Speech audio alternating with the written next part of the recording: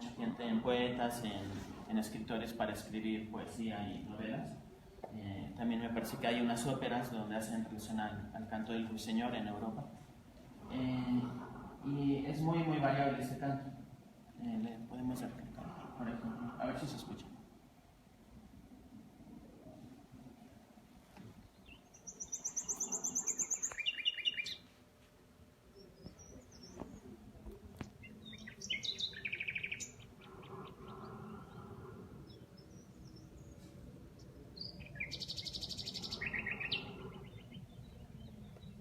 Sí, gracias.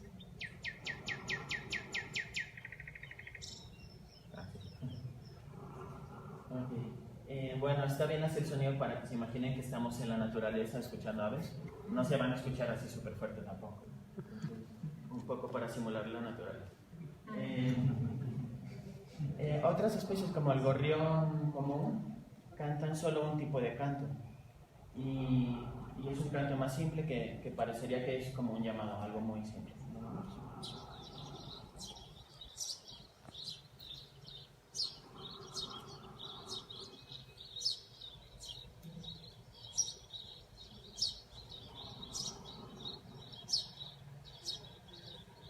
Gracias. Y otras como el huitlacoche rojizo, que es un ave que está en México, también canta muchísimos tipos diferentes, cientos de diferentes tipos de cantos.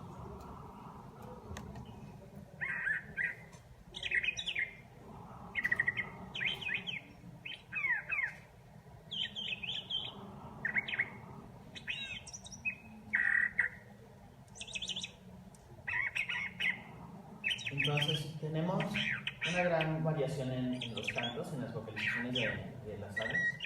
Varían entre especies, pero también dentro de una misma especie puede variar entre individuos e incluso en un mismo individuo pueden variar los cantos a lo largo de la temporada reproductiva, por ejemplo. Entonces los biólogos evolutivos y ecólogos conductuales se han preguntado cómo surge y se mantiene esta diversidad, qué tipo de información comunican este tipo de señales y cuál es la función de estos fenotipos. Una parte importante a la respuesta a estas preguntas es la selección sexual. Sabemos que la selección sexual ha moldeado gran parte de esta variación y de señales complejas en los animales. Sin embargo, no es la única respuesta. Hay otros componentes que también pueden influir en cómo evolucionan las señales de comunicación en los animales. Y yo me voy a enfocar, por ejemplo, otra posibilidad sería que la estructura del hábitat también puede influir en cómo cantan las aves. Por ejemplo, se sabe que en bosques densos las aves tienden a cantar cantos más graves porque las frecuencias bajas o graves se dispersan mejor en zonas con muchos obstáculos, como árboles. Pero bueno, yo en esta práctica me voy a enfocar a otros componentes, otros factores que también pueden influir en la evolución en este caso, de las señales acústicas en las aves. Y en algo que está siendo como muy de moda últimamente, que es el ruido urbano, que es un contaminante producido por el ser humano. Vamos a ver un poco de cómo el ruido puede influir en cómo cantan las aves. Luego, un poco sobre otro contaminante que también es muy común en este planeta, que es la luz artificial nocturna. También vamos a ver cómo podría influir en las señales acústicas de las aves. Luego les voy a presentar un caso de estudio que es un estudio que nosotros hicimos viendo el efecto de los dos contaminantes, ruido y luz, en el canto de ave. Finalmente, mensajes para la casa. A lo largo de la plática les voy a presentar trabajos que han hecho otros investigadores y algunos también que hemos hecho nosotros mismos. Bueno, la primera parte. Estamos muy acostumbrados a estar en ambientes ruidosos y a veces podemos como no darnos cuenta de que realmente vivimos en un mundo muy ruidoso. Como la cafetera. Como la cafetera. Ajá. Pero sin embargo el ruido es algo prácticamente omnipresente. Se encuentra en todos lados prácticamente. Aquí tenemos unos perfiles de ruido donde en el eje X tenemos la frecuencia. Valores bajos de frecuencia son sonidos graves. Valores altos son sonidos agudos, y en el eje Y tenemos la amplitud, que es la intensidad del sonido, es decir, cuánta energía tiene ese sonido. y lo podemos medir en decibeles. Entonces son perfiles de ruido natural. Por ejemplo, en un bosque hay mucho ruido en bajas frecuencias producido por el viento.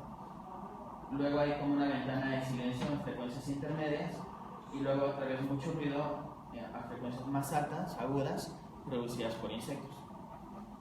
En un pastizal tendríamos un perfil similar con mucho ruido a nivel grave y luego menos ruido a medida que aumentan las frecuencias. Entonces, les quiero decir que hay ruido también natural, no todo es ruido urbano. Entonces, el ruido podría enmascarar el canto de un ave. Por ejemplo, aquí tenemos el canto de un chochín. En el eje X tenemos el tiempo, en el eje Y la frecuencia, como les dije antes. Frecuencias bajas son sonidos graves, frecuencias altas son sonidos agudos.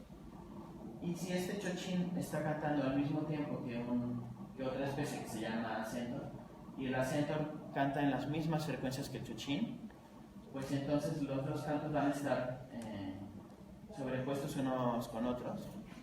Y podríamos pensar que un chochín no va a poder obtener la información del canto de su misma especie si está enmascarado por el canto de otra especie. Entonces, también ruido puede ser ruido de otros animales o de otras aves. Y en este sentido podemos entender ruido como cualquier sonido que puede interferir con la transmisión de una señal acústica. Y en este contexto lo vamos a manejar así. Bueno, el ruido urbano es algo que se empieza a considerar como un contaminante, o lo podríamos considerar como un contaminante importante a finales del siglo XVIII con la Revolución Industrial. La OMS reconoce que más del 40% de la Unión Europea tiene niveles de ruido mayores a 55 decibeles. Entonces, hablando en tiempos evolutivos, los animales han estado expuestos a ruido durante miles de años, o millones de años, pero ruido natural. Pero este tipo de ruido urbano es algo relativamente reciente, ¿no? O sea, lleva algunos cientos de años, ¿no? Entonces, le podemos dar clic.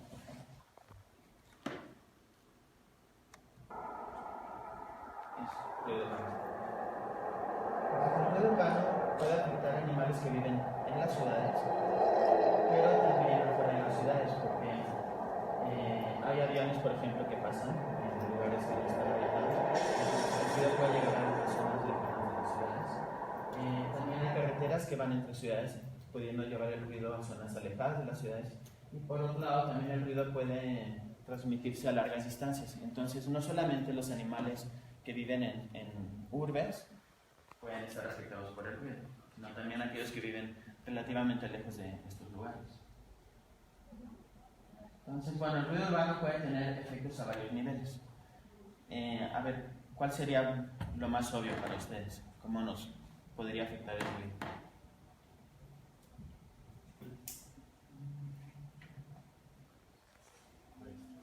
Primero puede ser algo tolerable, después ya puede ser algo incómodo y después algo ya insoportable, digamos, ¿no? Y después algo ya con daños graves, por así decirlo. Ajá, eso suena como que estás hablando de estrés, ¿no? O sea, el ruido urbano nos puede estresar, igual a otros animales. Entonces, el ruido urbano puede tener efectos a nivel individual, haciendo cambios fisiológicos, tal vez aumentando la producción de hormonas de estrés como cortisol en mamíferos, corticosterona en aves. Se ha dicho que también puede tener efectos a nivel de genes, que el estrés podría de alguna forma aumentar los radicales libres y estos provocar mutaciones en los genes. También hay por ahí un estudio, pero no hay mucho de esto en realidad, donde hablan de que el ruido podría tener efectos epigenéticos, transgeneracionales, un poco de lo que les hablaba Daniel, ahora visto con el ruido. Entonces, bueno, efectos a nivel individual, fisiológicos, sería como lo más intuitivo, ¿no? Primero. También puede tener efectos a nivel de comunidades, perturbando las interacciones presa-depredador. Por ejemplo, hay aves que cuando están en un lugar con mucho ruido pasan más tiempo vigilando por depredadores y menos tiempo comiendo. ¿Por qué? Porque como no escuchan bien las señales auditivas, bueno, al depredador, entonces tienen que basarse más en la vista para ver si hay algún depredador por ahí y no tanto en el oído. Entonces eso significa que pasan menos tiempo comiendo, tal vez entonces dan menos alimento a las crías y puede haber una cascada de efectos. También puede haber un efecto a nivel de planta polinizador. Hay especies de aves que no habitan o que no van a zonas ruidosas, evitan estas zonas ruidosas. Entonces no van a polinizar plantas que están en estos lugares o árboles, ¿no? Entonces puede ser que las plantas que estén en zonas ruidosas sean menos polinizadas por aves y también que dispersen menos las semillas, porque pues, no se comen los frutos y no dispersan las semillas. También puede haber algunos efectos positivos en algunas especies, como en el pinzón mexicano. Se vio que en algunas poblaciones, justamente como el depredador del pinzón no va a las zonas ruidosas, al pinzón le va mejor ahí porque no hay depredadores que se comen a sus huevos. Pero en general, la mayoría de los estudios muestran que hay efectos negativos. También puede haber efectos a nivel de poblaciones. Se ha visto una relación negativa entre el nivel de ruido y abundancia. Cerca de zonas ruidosas hay menor abundancia de una especie y también menor diversidad de aves. También se ha visto una reducción en el éxito reproductivo de las aves. Esta reducción en el éxito reproductivo no se sabe muy bien cómo se dará, o cuál es el mecanismo para explicar esto. Pero una posibilidad es que los padres, como están vigilando más tiempo por depredadores, entonces dan menos de comer a los pollos y se mueren más fácilmente. Es un poco de efecto retrasado. Ok.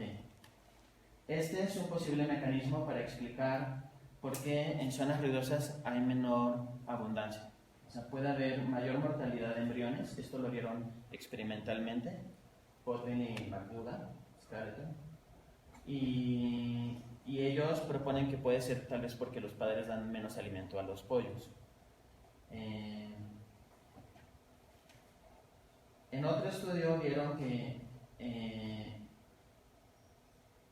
en zonas donde hay mucho ruido urbano, los niveles de glucocorticoides, es decir, de corticosterona, la hormona de estrés en las aves, son menores que en lugares con menos ruido. O sea, contraintuitivo, o sea, lo que no esperaríamos.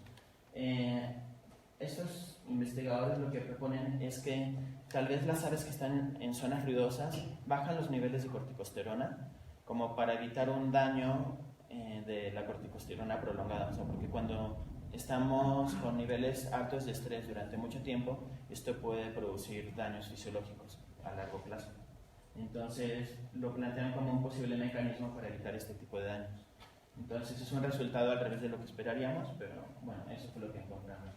Y también encontraron un menor éxito reproductivo en esta especie de azulejo. También piensan, tal vez es porque los padres dan menos de comer a los pollos. Sin embargo, otro estudio mostró que pollos expuestos a ruido eran más alimentados que los menos expuestos, o sea, como al revés de lo que pensaban en los estudios anteriores. Y tenían mayor estrés oxidativo, o sea, un efecto negativo a nivel fisiológico.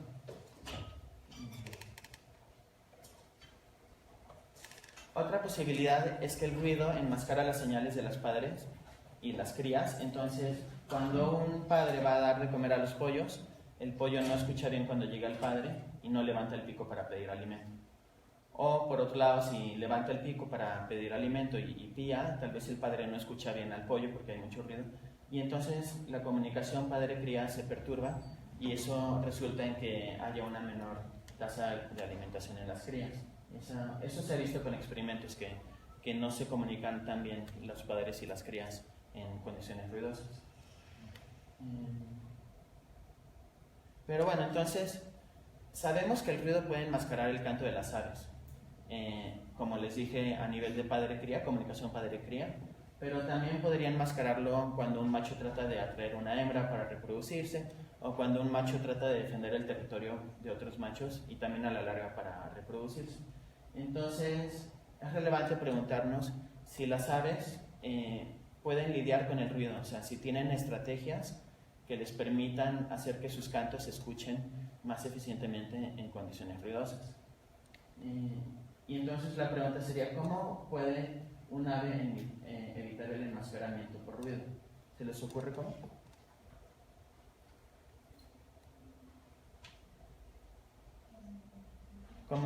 ¿Qué haría un ave para que el ruido no enmascare sus cantos? O no, ¿para que otra ave la pueda escuchar? Puede cantar cuando, por ejemplo, vea que el ruido es menor en el ambiente, distinguiendo. ¿Dejar de cantar? O sea, Sí, distinguiendo tiempos en que hay mucho ruido o hay poco ruido, entonces cantaría más o haría estos sonidos cuando hay menos ruido, y cuando hay mucho ruido, pues se caería. Sí, esa es una estrategia que se ha visto que hacen algunas y la vamos a ver un poco más adelante. ¿Se les ocurre alguna otra? Otra podría ser, por ejemplo, cambiar no sé si la frecuencia, sí, supongo que la frecuencia, para que no se enmascare con otro ruido que tiene la misma. ¿Y cómo sería eso de cambiar la frecuencia? ¿Hacia dónde la cambiaría? Aumentar. ¿Hacerla más aguda? Ajá, ¿y por qué hacerla más aguda? Y no más grave, ¿por qué? Porque hacerla más grave no puede por sus condiciones físicas de que organismos pequeños tienden a tener frecuencias pequeñas y que van en organismos graves.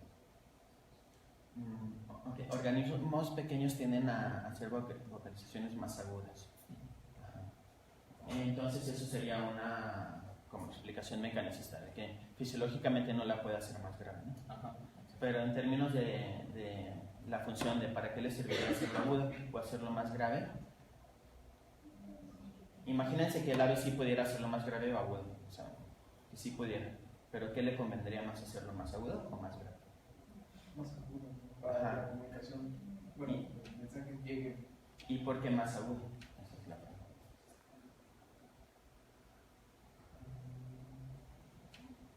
Pues quizá rebase el grado de frecuencia del otro sonido, del sonido que están refiriendo.